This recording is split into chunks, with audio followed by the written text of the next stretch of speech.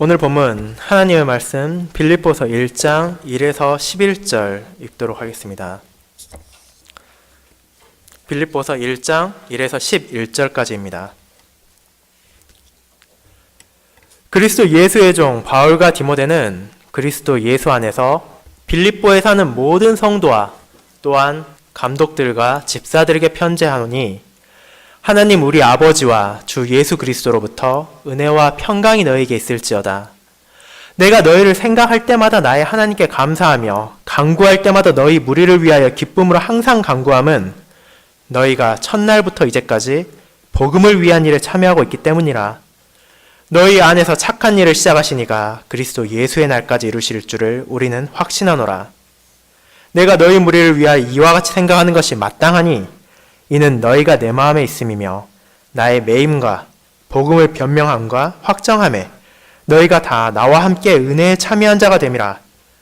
내가 예수 그리스도의 심장으로 너희 무리를 얼마나 사모하는지 하나님이 내 증인이시니라. 내가 기도하노라.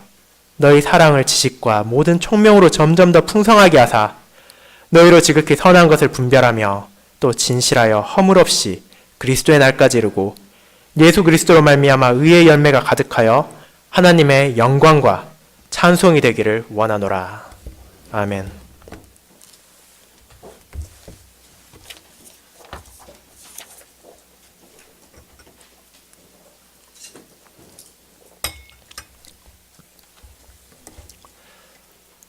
사랑하는 주 예수 그리스도 안에 있는 형제 자매님들, 이 땅에서 신자로 살아가며 우리는 셀 수 없이 많은 시간 동안 기도를 드리게 될 것입니다. 하루에 몇 번 기도를 드리는지는 사람에 따라 다를 수 있습니다. 그럼에도 불구하고 대부분의 신자는, 저는, 여러분은 정기적으로 기도를 드릴 뿐 아니라 특별한 시기에도 기도를 드립니다. 기쁠 때는 감사의 기도를 드리고 슬플 때는 애통의 기도를, 어려움에 처할 때는 간구의 기도를 하나님께 드릴 것입니다. 우리는 개인적 기도를 드리기도 하고 공적으로 함께 기도를 드리기도 합니다. 이렇게 수많은 기도가 우리의 일상과 밀접하게 연관되어 있습니다. 이러한 기도에 대해서 우리는 진지하게 생각을 하고 준비를 하여 드릴 때도 있지만 때로는 자유롭게 기도를 드릴 때도 있습니다. 하지만 어떤 경우라 하더라도 우리는 하나님의 영광을 드리고 이웃을 사랑하기 위한 기도가 아니라 자신의 필요만을 생각하고 자신의 상황만을 위해서 기도를 드리는 경우가 있음을 알고 있습니다. 어려운 상황에 처하면 당장 그 상황을 벗어나기 위해 하나님께 기도를 드리고 때로는 자신에게 주어진 하나님의 섭리를 부정하고 일단 문제부터 해결해 달라고 요청하는 경우가 있습니다. 그리고 이러한 기도가 널리 받아들여지고 자신의 부와 건강만을 요청하는 기도를 권장하는 교회도 분명히 있다는 것을 우리는 알고 있습니다. 우리의 어려움에 도움을 청하는 것, 문제가 찾아왔을 때 주님께 지혜를 구하고 인도를 부탁드리는 것, 우리의 기쁨에 감사를 표하는 것, 이 모든 기도는 결코 잘못된 것이 아닙니다. 우리는 분명 개인적인 기도를 드릴 수 있습니다. 우리의 슬픔과 기쁨, 고통과 어려움, 이 모든 것을 주님과 함께 나눌 수 있고 마땅히 나눠야만 합니다.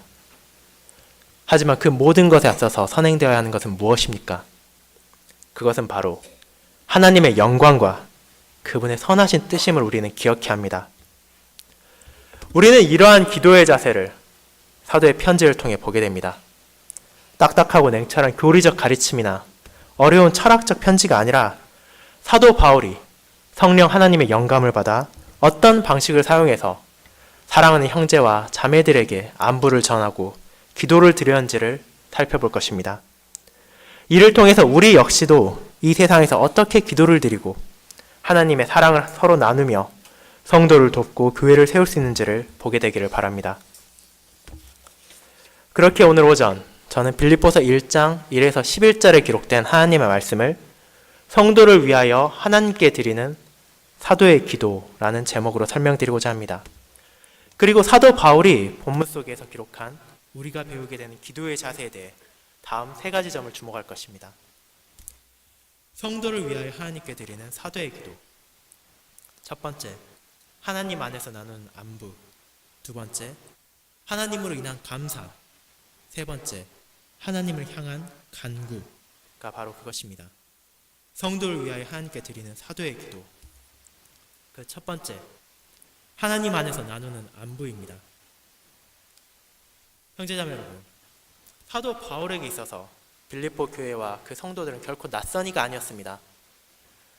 오늘 읽은 사도행전 16장에서 보듯이 개인적인 친분이 전혀 없는 상태에서 단순히 교회적 사안만을 위하여 기록하여 보낸 편지가 아닙니다. 바울은 제2차 전도여행 중 실라와 누가, 그리고 오늘 성경 본문에도 기록된 디모데와 함께 빌립보에 가서 교회를 세웠습니다. 즉, 빌립보 교회 설립에서부터 바울은 깊게 관여하였고 사랑으로 그들을 돌보았고 복음으로 그들을 가르쳤습니다. 특히 이 과정에 있어서는 바울 개인의 생각이나 계획이 아니라 성령 하나님의 인도하심이 따랐음을 우리는 보았습니다.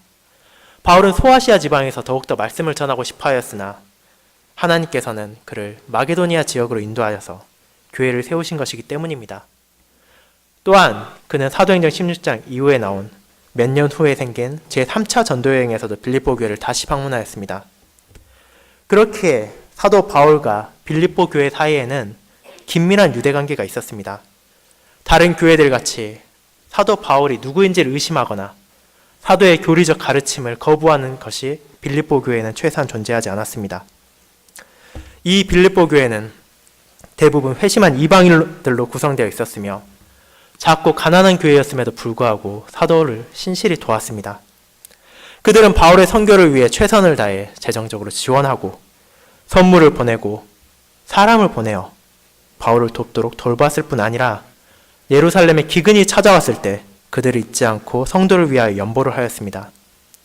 이러한 행동을 통하여 빌립보 성도들은 자신들의 삶과 소유를 통해 하나님께 영광을 돌리고 이웃을 사랑하는 모습을 보였습니다. 그러한 빌립보 교회에 사도 바울은 편지를 보냈습니다. 그렇게 이 편지는 사도의 모든 서신서 중 가장 개인적인 면모를 가진 편지입니다. 하지만 이 편지가 개인적인 면모를 가졌다고 해서 그것이 결코 사도 바울과 빌립보 성도에게만 유익한 것이 아닙니다. 비록 사도 개인의 사랑을 담아 기록하였지만 이 역시 성령 하나님께서 영감을 주셔서 쓰도록 인도하신 것이며 성경의 한 부분으로 지금까지 모든 성도들에게 주어진 것이기 때문입니다. 또한 사도 역시 이 편지를 기록함에 있어서 결코 개인적인 사안만을 기록한 것이 아닙니다. 그는 개인적이지만 또한 교회적인 편지를 기록하였습니다. 이를 우리는 이 서신을 살펴보면 하나하나 깨닫게 될 것입니다. 편지의 기록 방식과 내용을 통해 사도는 어떻게 신자가 다른 신자와 안부를 나누며 그들을 도울 수 있는지를 보여주기 때문입니다. 그리고 이를 가장 분명하게 드러내는 것이 바로 오늘의 본문인 1절부터 11절까지의 내용입니다. 먼저 1, 2절의 말씀을 다시 보겠습니다. 빌립보서 1장 1절 2절을 한번 보십시오. 바울은 다음과 같이 기록하였습니다. 그리스도 예수의 종 바울과 디모데는 그리스도 예수 안에서 빌립보에 사는 모든 성도와 또한 감독들과 집사들에게 편지하노니 하나님 우리 아버지와 주 예수 그리스도로부터 은혜와 평강이 너희에게 있을지어다. 이는 이 편지의 서두이며 동시에 빌립보 교회와 그 성도를 향한 바울의 기도이기도 합니다. 우리는 바울의 서신서에 익숙하며 2000년 후를 살고 있기에 이것이 그저 아름다운 말씀으로만 보일 수 있습니다. 하지만 이 머릿말을 통해서 이 기도를 통해서도 사도 바울은 우리에게 성도의 교통이 어떻게 이루어져 가는가를 알려줍니다. 바울과 디모데를 이 두 사람은 자신들을 무엇이라고 소개합니까? 그들은 자기 자신이 그리스도 예수의 종이라고 소개합니다. 앞서 말한 듯이 빌립보 교회의 성도들은 바울이 누구이고 디모데가 누구인지를 알고 있었습니다. 그렇기에 바울은 다른 서신서와 같이 자신이 사도임을 표현하진 않았습니다. 그럼에도 불구하고 바울과 디모데는 잊지 않고 기록한 것이 있습니다. 그것은 바로 자신들이 그리스도, 예수의 종이라는 것입니다. 종이라고 우리가 생각할 때는 직접 다가오지 않을 수 있습니다. 하지만 이를 좀 더 직설적으로 표현하면 노예라는 표현입니다. 주인의 소유물이고 그의 뜻에 따라 모든 것을 행해야 되며 생사 여탈권까지, 자신의 목숨까지도 주인의 뜻에 달려있는 것이 노예입니다. 그리고 바울과 디모데는 자신들이 다른 무엇도 아닌 우리 주 그리스도 예수의 종이자 노예라는 것을 편지에 분명히 밝혔습니다. 그렇게 함으로써 자신들이 기록한 이 편지, 이 기록과 이 안부와 이 기도까지도 주님의 뜻에서 벗어나지 않는다는 것을 알려준 것입니다. 주님의 종으로서 그들은 자신들의 주인인 그리스도 예수 안에서 이 편지를 빌립보 교회에 있는 모든 성도와 직분자들에게 보냈습니다. 빌립보에는 분명 사도와 특별히 인연이 있는 사람들이 존재했습니다. 오늘 본 루디아가 있었습니다. 또한 간수가 있었으며 또한 귀신 들렸던 여자가 있었습니다. 이와 같이 사도 바울이 개인적으로 감사를 표하고 싶은 이들이 있었을 것입니다. 그럼에도 불구하고 바울과 디모데는 먼저 이 편지가 모든 성도를 위한 것임을 밝혀주고 그리고 그들을 위해서 봉사하는 직분자들에게 주어짐을 알려주었습니다. 또한 편지를 받는 이들을 구분하지 않고 모든 성도라고 표현함으로써 주님께 속한 모든 신자들이 분열이나 계급이 없이 모두가 한 몸으로 자신들과 같이 주님의 종으로서 주님의 노예로서 그 그리스도 예수를 섬겨야 함을 가르칩니다. 그러한 성도들에게 바울은 우리의 아버지이신 하나님과 우리의 주인이신 예수 그리스도로부터 나오는 은혜와 평강의 안부를 전합니다. 이 안부의 말은 당시에 일상적으로 헬라인들이 썼던 것, 그리고 유대인들이 썼던 안부의 말에서 따온 것입니다. 당시에 그리스인들, 즉 헬라인들은 안부의 말로 은혜가 있으라는 말을 표현했습니다. 그리고 유대인들은 전통적으로 우리가 알고 있는 샬롬, 즉 평강이 있기를 서로 기도했습니다. 즉 바울이 여기에서 표현한 것은 은혜와 평강, 당시 이 편지를 받은 헬라인과 유대인들 모두에게 전한 안부의 말이기도 합니다. 하지만 이것이 그들이 일상적으로 사용하는 안부의 뜻만으로 표현된 것은 아닙니다. 왜냐하면 이 은혜와 평강의 근원이 명백하게 기록되었기 때문입니다.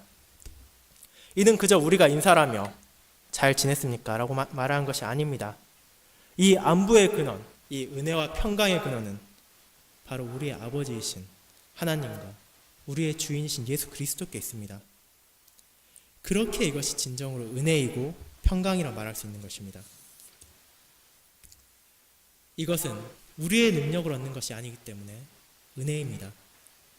하늘에 계신 우리 아버지께서 우리를 돌보아 주시고 그분의 뜻이 아니고서는 우리의 머리카락 한 올도 떨어지지 않게 하시기 때문에 우리의 삶은 은혜의 삶입니다.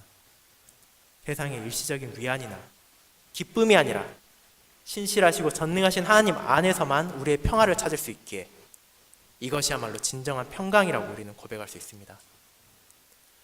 그렇기에 사도 바울이 빌립보 교회에 전한 이 안부의 말씀은 단순한 인사말이 아닙니다. 이는 성도들과 교회에 하나님으로부터 오는 진정한 평화와 안부를 전하는 말이며 구약 성경에서 제사장들이 선언한 강복 선언과 같은 맥락으로 주어지는 축복의 인사입니다. 자기 양떼를 부르시고 모으시는 주님께서 아버지로부터 오는 이 은혜와 평강을 우리에게 전해주셨습니다. 안식일에 병자를 고친 일로 비난하는 유대인들에게 주님은 다음과 같이 말씀하셨습니다.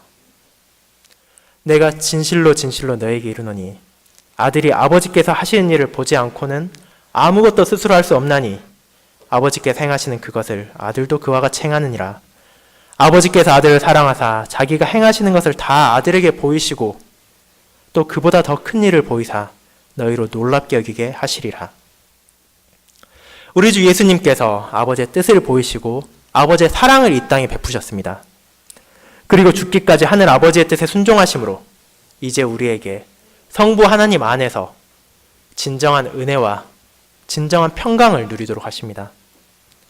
십자가에서 주님의 온전한 희생제사가 없었더라면 우리는 이러한 은혜와 평강이 아닌 하나님의 진노를 두려워했어야 합니다.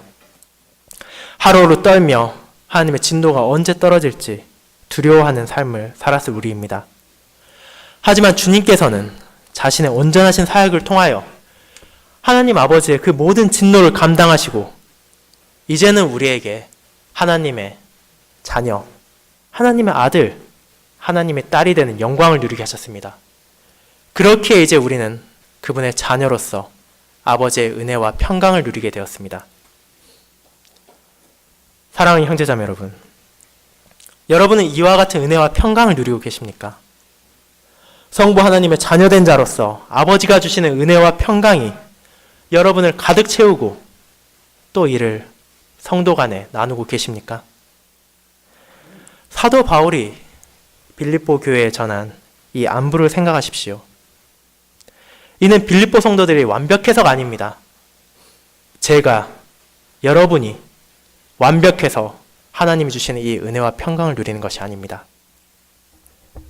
그리스도의 사역을 통해서 하나님의 자녀가 되었기에 우리가 이 은혜와 평강을 누립니다. 이 땅의 아버지보다 완전하시며 사랑이 넘치시는 하늘에 계신 아버지께서 우리에게 아버지의 사랑으로 이 은혜를, 이 평강을 주십니다. 이는 자신의 죄를 회개하고 하나님만을 의지하는 모든 사람들에게 주어집니다. 힘들고 어려울 때, 괴로움이 찾아오고 문제를 마주쳤을 때 우리의 아버지가, 하늘에 계신 분이 누구신지를 생각하십시오. 이 세상 어디에서도 찾아볼 수 없는 온전하신 아버지가 우리를 돌보고 계십니다. 그렇기에 그분이 주시는 이 은혜와 평강을 성도 간에 나누시길 바랍니다. 그리고 이 은혜와 평강이 어떻게 사도를 감사하게 하는지를 우리는 보게 될 것입니다. 두 번째, 하나님으로 인한 감사입니다. 성도 여러분, 바울의 안부는 하나님 안에서 성도들에게 은혜와 평강을 나눔으로 끝났습니다. 이 안부는 편지의 서두이며 머릿말이라고 아까 말씀드렸습니다. 그렇게 이어지는 내용은 이와 관련이 있습니다. 바울은 빌립보 성도를 생각하며 감사의 마음을 표현하며 기도드립니다. 이는 결코 그들에게 아첨을 하거나 정치적 수사이거나 가식된 발언이 아닙니다. 주님의 종이며 하나님 안에서 같은 형제 자매들을 생각할 때마다 하나님께 감사함은 하나님 아버지께서 그들에게 부어주신, 그리고 자신에게 부어주신 은혜와 평강을 알기 때문입니다. 바울은 이후에 2장 19절 이하에서 나오듯이 빌립보 교회에서 보낸 에바브로디도를 통해 그들이 어떻게 지내왔고 어떻게 살아왔는지를 들었기 때문에 이에 감사함은 결코 자기 자신의 헛된 소망으로 기도한 것이 아닙니다. 그들의 삶을 알고 그들의 순종을 알았기에 바울은 감사의 기도를 드립니다. 바울은 이 기도를 기쁨과 감사로 하였습니다. 바울은 자신의 감사함을 통해서 빌립보 성도들을 향한 자신의 사랑을 드러냈을 뿐 아니라 그들에게 앞으로도 더욱더 인내하고 주님 안에서 나아가는 길을 살아가도록 격려하였습니다. 그리고 이는 단순히 딱 한 번 선물을 받을 때, 그들의 소식을 전해 들을 때 감사한 것이 아니라 그가 기도를 드릴 때마다 항상 기뻐함으로 이어집니다. 이 기쁨의 이유가 무엇입니까? 이는 5절 이하에 설명되어집니다. 이는 바로 그들이 첫날부터 이제까지 계속하여 복음을 위한 일에 참여하기 있기 때문이라고 설명합니다. 복음을 위한 일에 참여한다는 것은 무슨 뜻입니까? 왜 이로 인해 사도는 기뻐합니까? 이는 단순한 교제나 참여가 아닙니다. 바울이 기록한 헬라어 원문을 볼 경우 이 표현은 복음 안에서 또는 복음을 향한 참여입니다. 이 세상을 살아가며 나눌 수 있는 일반적인 교제나 활동이 아닙니다. 복음 안에서, 복음을 향해서, 복음을 위해 이 모든 일을 바울과 함께함으로 빌립보 성도들은 비록 육체로는 사도와 떨어져 있어 함께하지 못했지만 함께 하나님의 복음을 받아들이고 이 복음의 아름다움을 전함으로써 서로 도와갔습니다. 그렇기에 바울과 빌립보의 성도들은 함께 복음을 위한 일에 참여했다고 기록된 것입니다. 그렇다면 이 참여는 누구의 능력으로 된 것입니까? 이 복음을 위한 일에 참여는 그들 자신의 능력으로 된 것이 아닙니다. 바울은 6절에서 이를 시작하신 이가 누구인지를 암시합니다. 너희 안에서 착한 일을 시작하신 이가 그리스도 예수의 날까지 이루실 줄을 우리는 확신하노라. 바울과 디모데가 그들의 복음을 위한 일, 착한 일을 확신하는 것은 성도들의 의지나 능력을 믿기 때문이 아닙니다. 그 사람들이 신실하다 생각해서, 그 사람들이 다른 일보다 뛰어나서 바울이 이를 확신하는 것이 아닙니다. 그들이 확신한 이유는 바로 그들의 착한 일을 시작하신 이가 보혜사 성령 하나님이시기 때문입니다. 바울이 전한 순수한 복음을 통해서 성령님께서는 이 빌립보 교회 성도들에게 믿음을 일으키셨습니다. 그리고 그들의 믿음을 성장시킴으로 그들이 성령의 열매를 맺어갈 수 있도록 돌보아 주십니다. 그렇게 바울이 여기서 확신하는 것은 개인적인 맹신이 아니고 인간적인 신뢰로 인한 것도 아닙니다. 바울은 하나님을 신뢰하며 그분의 신실하심과 그분의 역사하심을 믿고 의지했기에 이 사실을 담대히 확신할 수 있었습니다. 그리고 복음을 위한 일에 참여하는 착한 일은 언제까지 계속되는 것입니까? 이는 그리스도 예수의 날까지 이어집니다. 오늘 하루, 이번 한 주, 이번 한 해, 잠깐의 순간으로 끝나는 것이 아니라 이 열매는 주님이 다시 오실 약속된 날까지 이어질 것입니다. 그렇게 복음 안에 함께하는 성도의 삶은 우리의 일생에 걸쳐 계속해서 나가야 하는 과업이라는 것을 바울은 또한 알려줍니다. 복음을 위한 일을 계속해서 나가는 빌립보 교인들에게 바울은 자신의 감사와 기쁨을 감추지 않습니다. 바울에게 있어 이는 마땅한 것이었습니다. 왜냐하면 빌립보 교회의 성도들은 육체적으로 떨어져 있다 하더라도 바울의 마음에 함께 있기 때문입니다. 주님 안에서 함께 순종하며 주님을 위해 노력하는 이들의 소식을 전해 들음으로써 바울은 그들이 자신과 함께함을 확신했습니다. 그렇게 빌립보 성도들은 바울의 마음에 있었고 바울은 그들의 마음 안에 있으므로 서로의 상황을 함께하였습니다. 이 편지를 쓰고 있는 동안 바울의 상황은 안락하고 쉬운 상황이 아니었습니다. 이 서신서를 기록하던 때 바울은 로마에서 투옥 중이었고 자신에게 내려질 형벌을 기다리고 있었습니다. 한국어로 매어 있다고 표현된 것처럼 바울은 감옥에 갇혀 있었습니다. 그럼에도 불구하고 성도들은 바울을 보살피고 복음 전함을 멈추지 않으므로 그와 함께하였습니다. 바울 또한 갇혀 있다고 해서 그 자신이 모든 것을 포기한 것이 아니었습니다. 갇혀 있는 동안에도 바울은 그 자신의 상황과 그 자신에게 주어진 능력을 사용하여 복음을 전하기 위한 노력을 멈추지 않았습니다. 그는 법정에서 복음의 진리를 주장하고 이 진리가 옳다는 것을 변증하였습니다. 복음을 헛된 것으로 치부하는 권력자들과 회중들이 바울의 변론을 들었을 때, 복음을 변명하는 것을 들었을 때 그들은 복음이 무엇인지를 깨닫고 복음으로 그들의 삶을 회개한 자들이 있었을 것입니다. 이러한 과정을 통해서 하나님께서는 바울의 옥살이를 통해서까지도 하나님을 대적하는 이들에게 복음을 증거함으로 이 복음을 세상에 전하셨습니다. 이 모든 과정에 있어서 물질적으로, 영적으로 함께한 빌립보 교회 성도들에게 바울은 다시 한번 그들이 무엇에 참여했는지를 알려줍니다. 복음을 위한 일에 참여한 자들은 또한 하나님의 은혜에 참여한 자들입니다. 그들이 바울의 어려움과 매임에 무엇보다도 복음 사역에 동참하는 것을 보임으로 사도와 함께 하나님의 은혜에 동참하고 있다는 것을 보여주었기 때문입니다. 이것이 은혜임은 왜입니까? 앞서 말한 바와 같이 하나님의 뜻을 순종하는 이러한 행위 자체가 우리의 능력이 아닌 하나님의 은혜로 주어지기 때문입니다. 바울은 이러한 자신의 기쁨과 감사가 결코 거짓이 아님을 알려줍니다.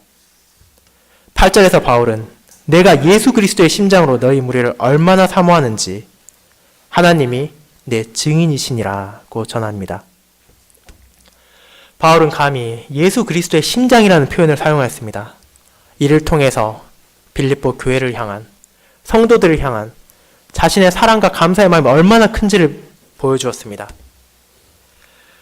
이는 우리들 인간의 사랑 그 이상의 것이며 이 사랑의 특징이 무엇인지를 보여줍니다. 만약 바울이 자신의 인간적 욕구에 따라 사랑을 표현했다면 잠시 그들이 도와줄 때, 그들의 순종의 삶을 들었을 때, 그들의 선물을 받았을 때 기뻐하고 사랑했을지도 모르지만 이후에 그들이 이러한 것을 멈췄을 때 사랑은 끊어졌을지도 모릅니다. 하지만 바울 자신의 사랑의 마음은, 기쁨의 마음은 그러한 인간적인 것이 아니었습니다. 바울은 이를 예수 그리스도의 마음과 같다고 표현함으로써 항상 교회를 돌보시고 지키시는 주님의 마음과 같이 자신 역시도 성도들을 항상 사랑하고 돌볼 것임을 보여준 것입니다. 그리고 이 사랑의 증인이 바로 하나님이십니다. 바울이 하나님을 증인이라고 말함은 헛된 맹세로 하나님의 이름을 더럽힌 것이 아니라 하나님의 영광과 성도의 유익을 위해서 사용되었기에 이는 경건하고 합당한 것이었습니다. 바울의 이 모든 기쁨과 감사의 근원은 그렇다면 어디에 있습니까? 이 모든 것은 예수 그리스도로 인한 것입니다. 우리 주 예수 그리스도께서 이 모든 일을 이루도록 그들을 인도하셨기 때문입니다. 바울과 빌립보 교회의 성도들은 복음을 전파하기 위해 노력했습니다. 하지만 그들 이전에 복음을 전하시고 진리를 알려주신 분이 누구십니까? 이분이 바로 우리 주 예수 그리스도이십니다. 바울과 디모데가 자신들의 주인이라 칭한 이분께서 구원의 복음을 바르게 알려주시고 바울과 그 성도들에게 이를 전파하도록 힘을 주셨습니다. 주님께서는 비록 승천하셔서 더 이상 이 땅에 육체로 계시진 않지만 성령 하나님을 보내심으로써 그들과 함께 하시고 그들이 믿음을 따라 신실히 살아갈 수 있도록 힘과 지혜를 주시며 무엇보다도 믿음을 심으시고 그 믿음을 통해 그들이 착한 일을 시작할 수 있도록 복음을 위한 일에 참여할 수 있도록 도우십니다. 또한 바울의 사랑보다 더 크게, 더 놀랍게 교회를 사랑하신 이가 주님이십니다. 세상의 어떤 존재도 감히 주님보다 그 성도를, 그 백성을, 그 교회를 사랑했다 말할 수 있는 자가 없습니다. 자신의 모든 것을 내어주시고 죄인이었던 이들의 죄를 감당하셨을 뿐 아니라 부족하고 연약한 이들을 하나님의 아들과 딸로 만드신 이의 사랑보다 더 큰 사랑이 세상에 어디 있겠습니까? 그렇기에 바울이 이 편지에서 예수 그리스도의 심장으로 성도들을 사모한다고 표현한 것은 자신이 그만큼 성도를 사랑한다는 것이지 결코 주님보다 사랑이 더 크다는 것은 아닙니다. 성도 여러분, 우리 역시 이러한 감사를 표하며 살아가는 것이 마땅합니다. 주님께서 바울과 빌립보 교회 성도들에게 주셨던 이 사랑을 우리에게도 여전히 전해주고 계십니다. 부족한 우리에게 그분께서 주신 것을 생각해 보시길 바랍니다. 우리가 받은 것이 너무나 풍성하지 않습니까? 믿음의 이방인이었던 우리에게 복음의 말씀을 전해주시고 또한 우리에게 바른 말씀을 들을 수 있는 기회를 주셨습니다. 우리와 언약을 맺으시고 우리로 하여금 하나님의 자녀가 되게 만드셨습니다. 직분자들을 통해 지금도 여전히 교회를 돌보시고 자신의 사랑의 손길을 잊지 않으십니다. 그렇다면 우리는 어떻게 이 은혜에 감사를 드리고 있습니까? 주님 안에서 우리의 감사는 그분의 종으로서 신실히 살아가는 데 있습니다. 저와 여러분 모두에게 주어진 일상의 소명을 성실하게 행해야 합니다. 학생으로, 교사로서, 회사원으로서, 주부로서 또는 목회자와 직분자로 저희 모두에게는 주님이 주신 소명이 있습니다. 그 소명을 성실히 임하되 항상 이를 통하여 복음에 참여함을 잊지 마십시오. 우리에게 주신 복음의 말씀에 따라 살아가며 순종하고 주님의 은혜를 나누십시오. 교회의 성도들이 복음을 위하여 매이고 고난을 당했을 때도 사도 바울과 빌립보 교회 성도들이 어떻게 이를 순종함으로 참여했는지를 기억하며 인내하십시오. 그리고 우리의 감사와 순종의 삶으로 복음의 증거를 이 땅에 보이시고 하나님을 사랑하고 이웃을 사랑하시길 바랍니다. 이것이 바로 우리가 하나님으로 인한 감사의 삶을 표현하는 분명한 방식이며 선한 일의 시작이기 때문입니다.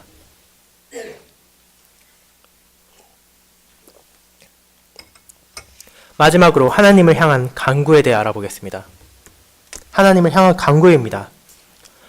형제자매 여러분, 사도 바울의 기도는 결코 안부와 감사와 기쁨으로 끝나지 않았습니다. 바울은 자기 자신도 그리고 빌립보에 있는 성도들도 결코 완벽하지 않음을 알고 있었습니다. 끊임없이 하나님의 은혜를 구하지 않으면 이 땅에서 신실하게 살아가는 것은 불가능할 정도로 나약한 존재라는 것을 누구보다 잘 아는 사람이 바로 사도 바울이었습니다. 심지어 그는 자신을 죄인 중에 괴수라고 표현할 정도였습니다. 그렇게 그는 하나님을 향한 간구의 기도를 드리는 것을 멈추지 않았습니다. 그의 간구는 빌립보 교회 성도들을 위한 것이었고 또한 자신과 모든 성도들을 위해 필요한 간구이기도 합니다.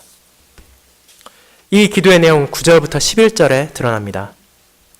내가 기도하노라 너희 사랑을 지식과 모든 총명으로 점점 더 풍성하게 하사 너희로 지극히 선한 것을 분별하며 또 진실하여 허물 없이 그리스도의 날까지 이루고 예수 그리스도로 말미암아 의의 열매가 가득하여 하나님의 영광과 찬송이 되기를 바라노라. 바울은 먼저 그들의 사랑을 풍성하게 해줄 것을 위하여 기도드립니다. 그들이 사랑이 없어서가 아닙니다. 그리고 그들이 사랑이 무엇인지 몰라서 이 기도를 드린 것이 아닙니다. 바울은 성도들의 사랑을 이미 경험하지 않았습니까? 그리고 그들이 하나님의 은혜에 참여한 자인 것도 알고 있었습니다.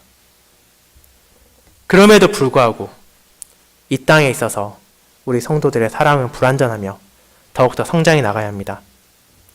그렇기 때문에 사도 바울은 하나님께 그들의 사랑을 지식과 총명으로 풍성하게 해달라고 기도드렸습니다.